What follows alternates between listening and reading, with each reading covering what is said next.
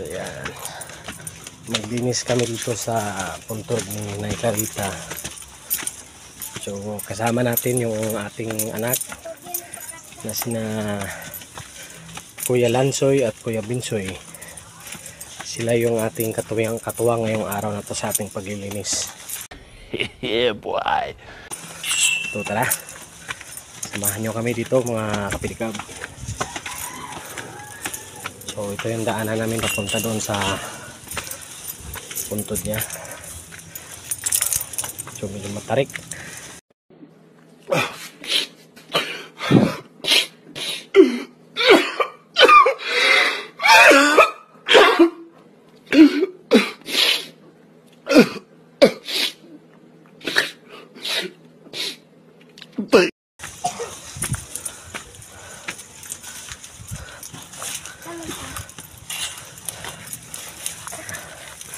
Dito tayo.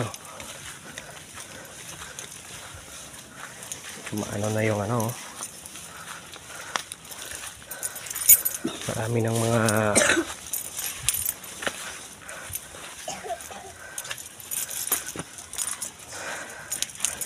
dahon, mahaba na.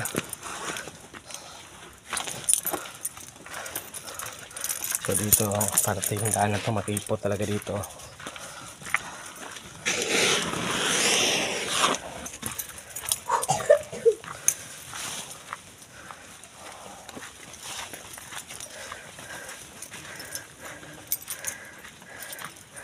Yan.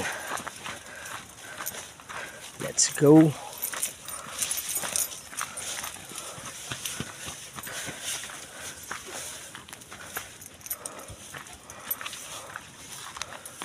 Wow.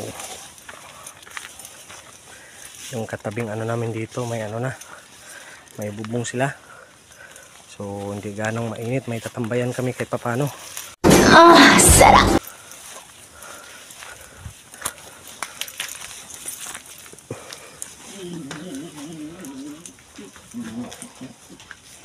Naku po, ang dami. So ito na yung ano ni Nanay Clarita, oh. So medyo marami-rami ngayon yung lilinisan namin ngayon. Damn! Yan. Simulan na natin, guys.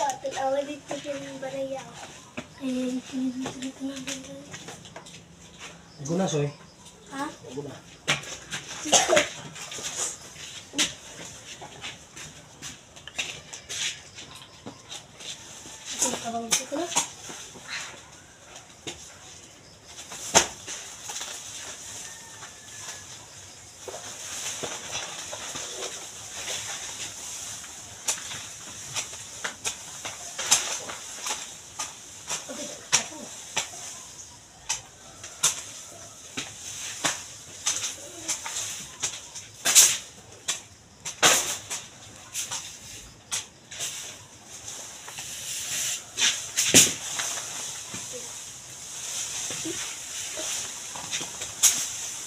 Huwag mong subukan.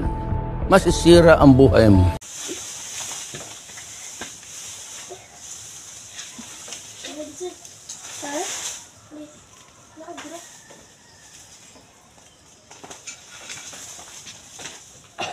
Ano?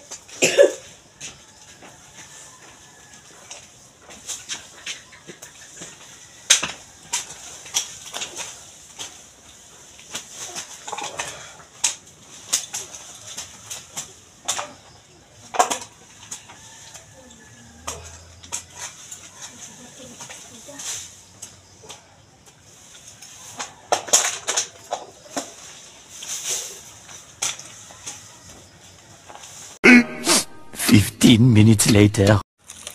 Tuloy pa rin tayo sa paglinis. Puntod ni Nay Marisa.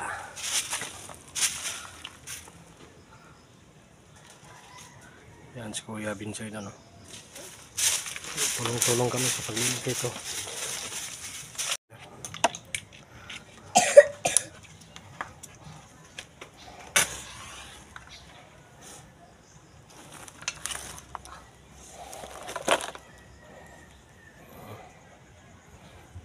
Ito na.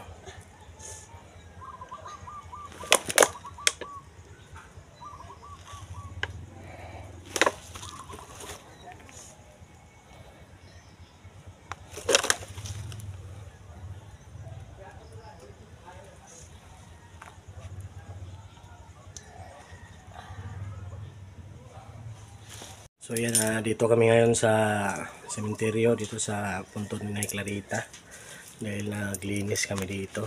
Kasama natin yung aking mga anak na si Kuya Binsoy at si Kuya Lansoy. Soy!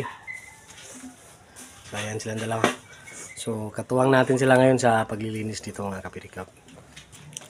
So good morning po sa lahat ng mga minamahal natin na viewers. So yan mga kapirikab, so pauwi na kami, kasama natin yung ating mga anak ko.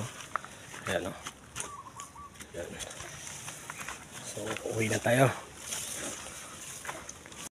So right mga kapirikab, so pauwi na tayo. So, buti na lang nandito yung anak natin na tinulungan tayong maglinis dun sa sementeryo sa punto ni Nay Clarita. So yan. So pauwi na tayo mga kapirikab. So yan o. Natin yung ating anak.